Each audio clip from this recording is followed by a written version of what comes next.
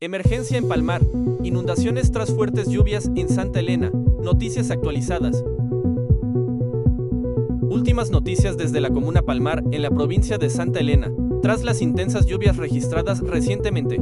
Las calles y viviendas de la zona norte han sufrido severas inundaciones. Los residentes enfrentan dificultades debido al desbordamiento de ríos y alcantarillas colapsadas. La prefectura, en conjunto con el GEADE parroquial de Colonche, ha iniciado acciones para mitigar las inundaciones en los barrios Santa María, Pablo María y Las Conchas. La solidaridad y el trabajo conjunto son fundamentales para superar esta crisis. Manténgase informado a través de nuestras redes sociales. La Comuna Palmar 2025 ha intensificado sus esfuerzos para asistir a las familias afectadas por las inundaciones, agradeciendo la ayuda recibida y destacando la importancia de la solidaridad comunitaria en tiempos de emergencia.